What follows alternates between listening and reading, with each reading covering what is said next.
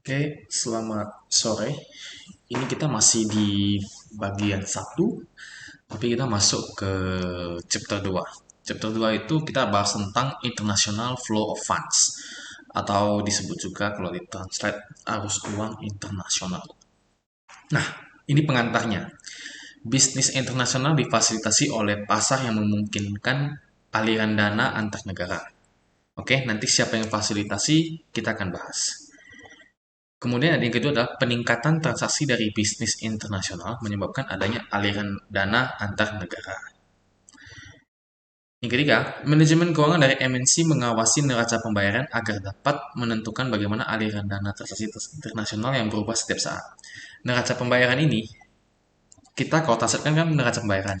Dia sebenarnya balance payment. Jadi kalau ditransaksikan agak jelek, tapi balance payment. Yang keempat, neraca pembayaran mengindikasi volume transaksi antar negara-negara tertentu dan mungkin menjadi sinyal dari perubahan nilai tukar. Jadi kalau ada transaksi, balik lagi ke hukum ekonomi, adanya supply, ada demand, dan ini akan mempengaruhi nilai tukar. Oke, kalau gini saya mungkin nggak akan begitu ngulang ekonomi makro, jadi harap coba dipahami ekonomi makro ya. Lalu kita masuk ke balance of payments atau neraca pembayaran. Ini ada dua besar. Pertama, current account. Current, kalau kita artikan current ini lancar, ya, berarti cepat. Dibagi ada 3 poin pentingnya. 3 poin penting itu ada goods and services, barang dan jasa. Kemudian factor income, pendapatan. Yang ketiga, transfer. Kemudian yang kedua adalah capital account. Kalau capital, modal, berarti lebih lama. Yang membedakannya adalah jangka waktu. Current mungkin lebih cepat, capital lebih lama. Nah, capital ada 3 poin penting juga. Yang pertama, direct foreign investment, investasi asing langsung. Yang kedua ada portfolio investment, investasi di portfolio. Kemudian yang ketiga adalah other capital investment, investasi lainnya. Nah, kita akan bahas ini semua. Gampang aja. Oke, ini artinya. Current account itu apa? Current account itu adalah ringkasan dari aliran dana suatu negara yang berasal dari pembelian barang dan jasa, pendapatan, dan aset keuangan. Nah, tadi ada tiga besar ya, goods and services. Maksudnya adalah ekspor dan import barang dan jasa dari suatu negara ke negara lain, antar negara deh. Nah, gampang ekspor atau import. Yang kedua, faktor income. Ini maksudnya adalah pendapatan dari bunga atau dividen yang diterima oleh investor. Jadi kalau investor menginvestasikan uangnya, membeli saham atau beli obligasi, dia akan mengharapkan imbal balik pendapatan berupa bunga atau dividen. Next, transfer. Maksudnya transfer ini adalah hibah atau sumbangan atau hadiah dan lain-lain. Next, capital account. Nah, kalau capital account ini yang membedakannya adalah periodenya. Periodenya ini lebih panjang. Nah, terbagi tiga lagi tadi. Pertama adalah direct foreign investment, investasi asing langsung. Nah, ini sifatnya berupa penanaman modal di luar negeri untuk kegiatan operasional. Contohnya, pendirian PMA, penanaman modal asing di suatu negara. Kemudian ada perusahaan yang mengakuisisi perusahaan di negara lain. Ini adalah contoh dari direct foreign investment. Yang kedua, portfolio investment. Nah, ini investasi jangka panjang pada saham, obligasi antar negara yang tidak menyebabkan pemindahan penguasaan. Jadi di sini perusahaan investasi dia berinvestasi di perusahaan A yang dimana berada di negara Indonesia contohnya.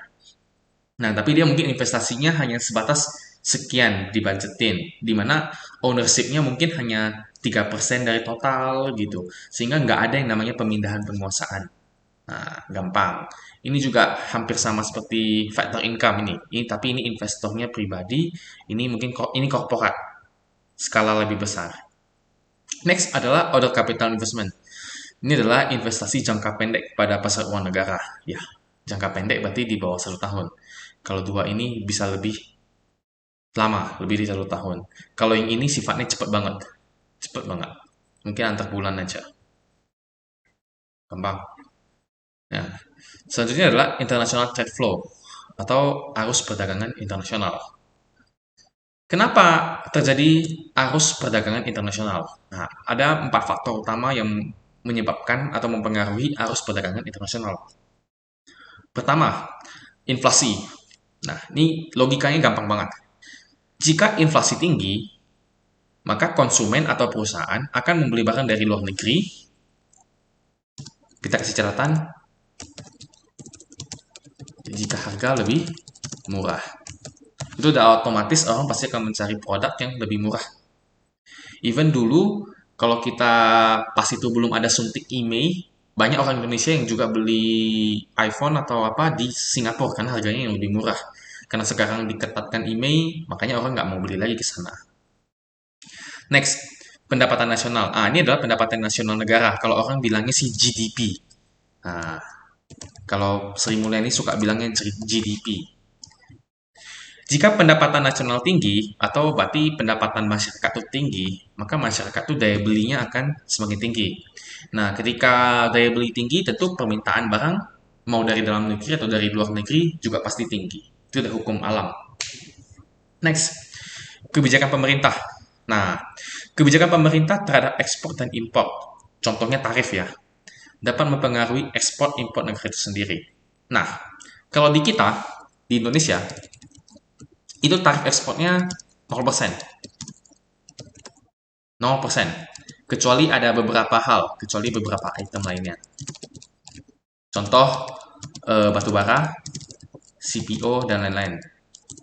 Atau hasil bumi lah, hasil bumi yang ditekankan. Nah, tapi kalau untuk impor, itu kita udah kena PPN 11%. 11%. Aduh, mana nih? 11%. Kemudian ada PPh 22, itu 7,5. Kemudian ada biaya masuk bervariasi. Kemudian ada PPNBM kalau barang mahal, bervariasi juga. Jadi di sini tujuannya adalah gimana pemerintah dia lebih ekspor daripada impor. Karena kalau ekspor itu lebih besar, pendapatan nasional akan tinggi. Tapi kalau impor itu tinggi, pendapatan nasional akan menurun. Jadi dia kalau ekspor itu ke GDP hubungannya sama dengan jalan berbarengan, gandengan tangan. Tapi kalau pendapatan nasional terhadap impor itu cermin, mantul gitu. Istilahnya bukan cermin sih, berlawanan arah gitu. Kalau satu naik, satu turun. Kalau satu turun, satu naik. Gitu. Next adalah kurs. Ya, kurs. Kalau orang mau beli barang di luar negeri, udah pasti kurs. Perhatikannya. Begitu juga kalau kita ekspor. Kalau kita ekspor, barangnya harga sama, tapi kursnya itu tiba-tiba menguat. Tentu kita sebagai eksportir, untungnya akan lebih banyak dari kenaikan kurs itu sendiri. Tapi begitu juga sebaliknya, ketika kurs melemah, kita sebagai eksportir pasti dapat rupiahnya lebih rendah. Jadi itu adalah 4 faktor yang mempengaruhi arus perdagangan internasional. Dan ini most of all adalah makroekonomi suatu negara.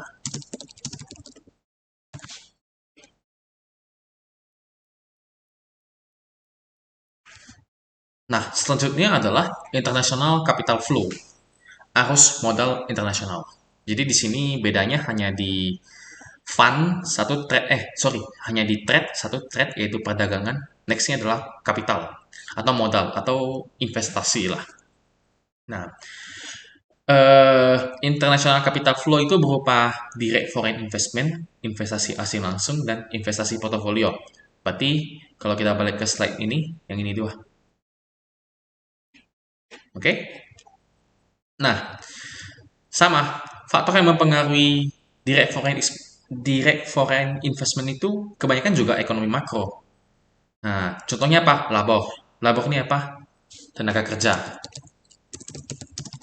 atau UMR lah. Nah, next ada tax. Tax itu adalah tarif pajak. Tarif pajak dari suatu negara. Jadi dulu tahun 2000 berapa sih? 2016 kalau nggak salah. 2016 atau 17, saya lupa sih. Yang penting dulu tarif pajak kita tuh 25%. Ya, kemudian turun ke 22%. Kemarin bilang mau janji turun ke 20% di 2022, tapi nggak jadi.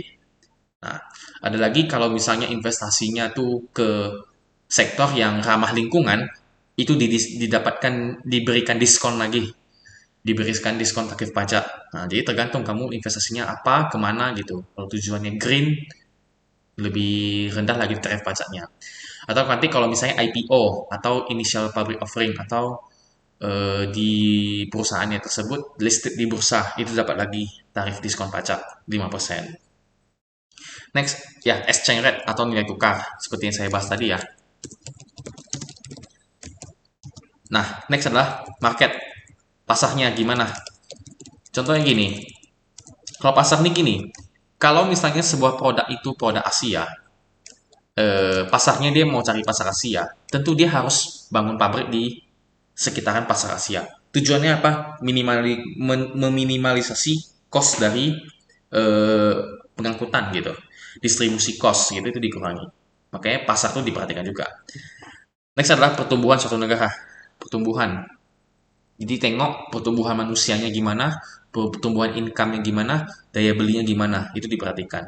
Sehingga kalau kita masuk, produk kita laku. Nah, begitu juga dengan ini. Kalau investment portfolio. Nah, sorry ya, kita kembali ke DFI. DFI ini tadi kan ke PMA atau akuisisi ya, atau beli perusahaan gitu, atau tanam modal di negara lain, bikin usaha. Yang kedua adalah faktor investment portfolio. Nah, ini yang pasif. Ini macam investor, beli saham, beli beli obligasi. Sifatnya hanya titip uang aja, tanpa ada pertukaran kepemilikan, penguasaan. Nah, ini biasanya apa? Tarif pajak. Tarif pajak ini mempengaruhi. Dulu obligasi itu obligasi ya atau ya obligasi sih atau surat utang itu 15%.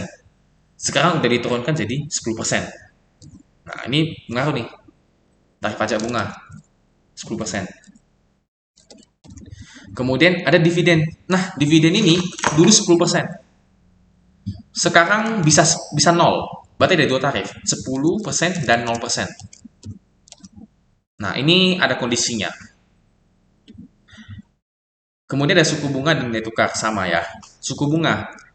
Biasanya kalau kita perusahaan tersebut investasinya tuh di ibaratnya perusahaan negara berkembang, itu pasti negara berkembang punya suku bunga lebih tinggi dibandingkan negara maju.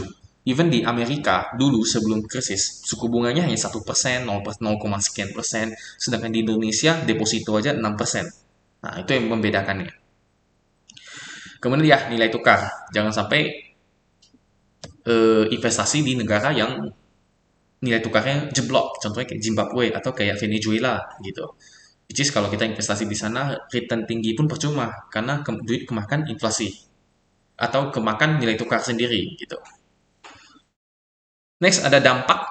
Dampak dari arus modal internasional itu apa? Ya gini kalau kita negara tersebut atau datang investasi asing buka buka pabrik di contohnya buka pabrik deh di mana di Riau.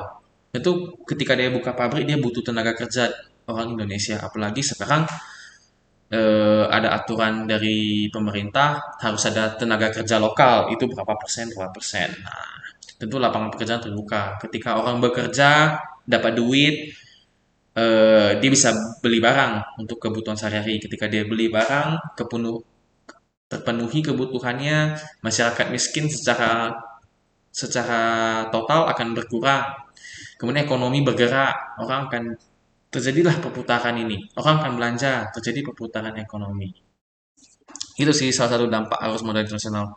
Makanya kalau kita tengok berita Jokowi selalu undang orang datang atau suka lobby Tesla untuk datang. Tujuannya salah satunya untuk ini. Nah, biasanya ada banyak pihak yang sangat memfasilitasi arus dana internasional, tapi berdasarkan fungsinya juga gitu. Kita bahas yang empat paling sering aja. Ya, IMF salah satunya, atau International Monetary Fund. Ya ini sebenarnya tugasnya pendanaan internasional aja sih. Negara butuh duit pinjam ke IMF gitu. Tiba-tiba nggak bisa bayar atau bahaya. Sama World Bank. World Bank juga fungsinya pendanaan internasional. Next ada WTO, World Trade Organization. Nah, ketika ketika terjadi perdagangan internasional, itu WTO ini berfungsi sebagai sebagai hakim gitulah, bukan sebagai hakim. Jadi dia menjaga apa? Dia menjaga supaya perdagangan internasional tersebut fair gitu untuk kedua belah pihak. Nih, kalau saya dengar itu contohnya di Indonesia sendiri pun kita ada kalah sih di WTO terkait dengan nikel. Nah, tapi di sini presiden lagi berusaha supaya kita menang gitu tentang terkait dengan ekspor nikel. Nah, ini juga ada International Financial Corporation. Nah, ini tambah satu, dia bukan hanya pendanaan, tapi dia juga investasi.